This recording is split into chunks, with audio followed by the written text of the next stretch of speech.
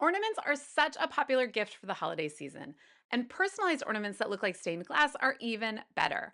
But how do you make those names not just an engraved item and part of the design instead?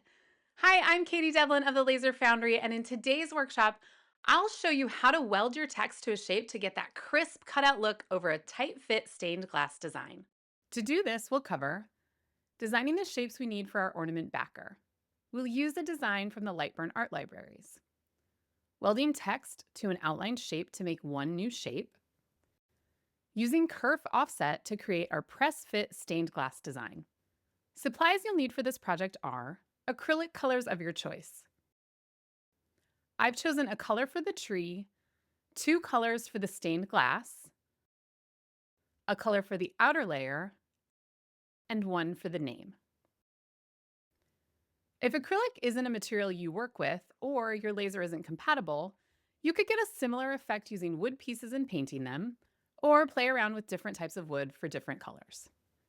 Now that we know our materials, let's get to work. The first thing I'll do is choose what I want to be the main focus of my ornament. In this case, I'm going to use one of the trees from the LightBurn Winter Art Library. I'll add that to my workspace and then start to build around it. I know I want to make a fairly large ornament to showcase the stained glass features, so I'll create a 4-inch circle. I'll use this to create the frame portion of the ornament. Next, I'll use the offset tool to create an outline 6 millimeters to the outside of the original shape. I'll make sure Delete Original Objects is off, so I'll keep my original design and now I have the basis of my frame layer. I want to create a hole for the ribbon, so I'll complete that next. I'll make a 10 millimeter circle with a 6 millimeter circle centered in it. At this point, I want to make those two circles one shape so I can use the Boolean tools later on.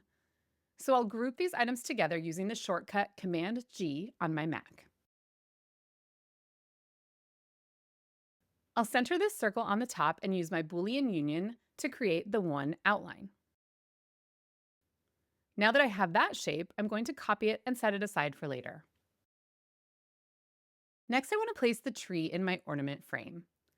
I'm going to need to make some adjustments to the base shape for our work here. I'll start by placing it in the center of the ornament and aligning it to the horizontal center of the inner circle. Next, I'll start to exaggerate the shape. I'll ungroup the two pieces so I can change the height of the trunk independently. I want a good amount of room on either side of the tree to create our stained glass waves, so I'll make it tall and skinny. Since the trunk is not a closed shape, I'm going to use closed shapes, and I'll close with a line dragging the slider until it closes.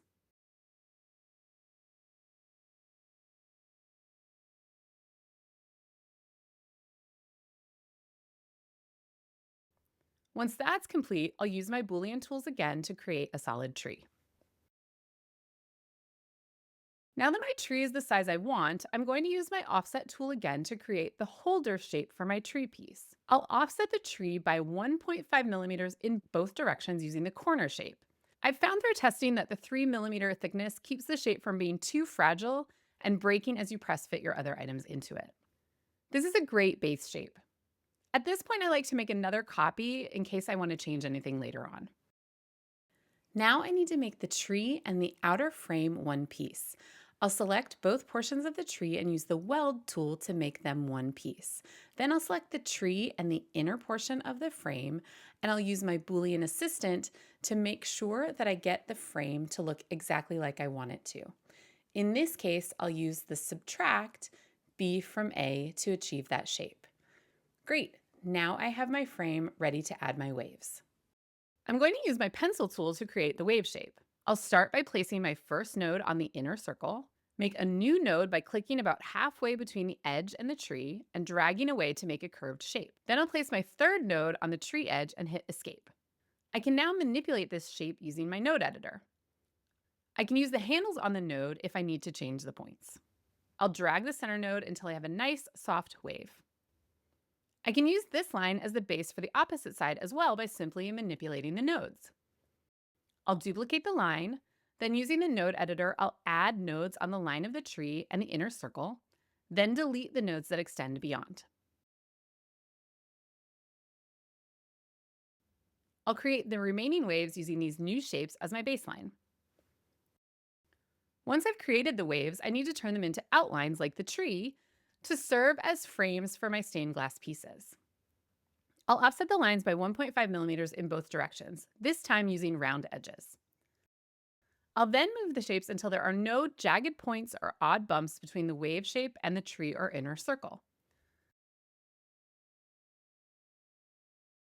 Finally, I'll use my Boolean assistant to subtract what I don't need and create the frame. When I've completed this for all my waves, both my inner and outer pieces are complete. I will copy the entire ornament and delete the outer circle, and you'll see I'm left with what I need to cut for the inner pieces. At this point, we can cut and press fit our ornament backer. But we'll want to consider kerf as we cut the inner pieces to make sure we get a nice, tight press fit.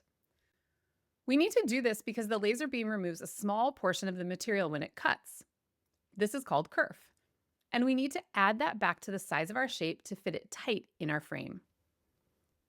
To learn more about how to calculate the kerf for your laser and material combination, check out the video in the description.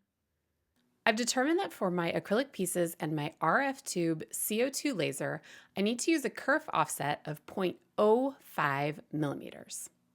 Since I'm choosing to only apply this kerf offset to my inner pieces, I need to account for the kerf of both the inner pieces and the frame in my calculation.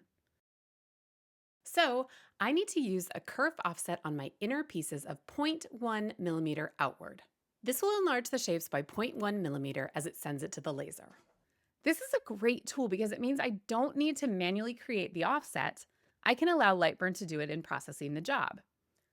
I can maintain one version of the file that I can use with different materials rather than needing to create new shapes for each material size. Once I've cut my frame and my inner pieces, I'll press them together and I should have a nice tight fit that doesn't require any glue. While this will make a beautiful piece on its own, I want to add personalization to it. I'm going to use a script font and weld it to that outside frame layer that we saved earlier. Here are some things to consider when choosing your script font. 1. Try to find a font that connects all letters. These can be a bit harder to find, but it will save you time if you're creating a large number of items as you won't need to manipulate nodes to join letters. 2. Be mindful of the thickness of the letters. I'm going to use an offset with this font to make it a little more sturdy, and because it is a monoline font, it is much easier to do this effectively. If your font has a lot of thick and thin lines like you would see in calligraphy, it can be harder to get it just right for cutting. 3. Decide how you feel about eye dots. You can choose to remove them completely or connect them to the base of the eye. This will be a personal preference, but it helps to think about it as you choose your font. Now that I've chosen my font, I'll type out the name I'm using, Miller, and get it about the size and placement I want. I need to make sure that both the beginning and ending letter touch my frame so I can combine them and make one piece to attach to my ornament. Now I'll create my offset, looking for enough thickness that I think the font will be strong and my letters still maintain their shapes. I'll delete any little remnants I don't need and look at the corners up close just to make sure I don't get any odd cuts. When I'm sure that looks good, I'll use my Boolean tools to connect the name to the frame. Now my top layer is ready to be cut. Once that layer is complete, I can attach to the bottom layer with either glue or something like 3M adhesive applied to the sheet prior to cutting. With this ornament, you learned how to use the Boolean tools to take a simple shape to a whole new design, manipulate nodes on a line to create curves easily, use kerf offset to achieve a tight press fit, and weld text to a frame to personalize items quickly. I hope this helps you to see how much design work you can do easily within LightBurn. Practice these techniques and you'll be creating amazing designs in no time. Be sure to like and subscribe for more LightBurn workshop videos.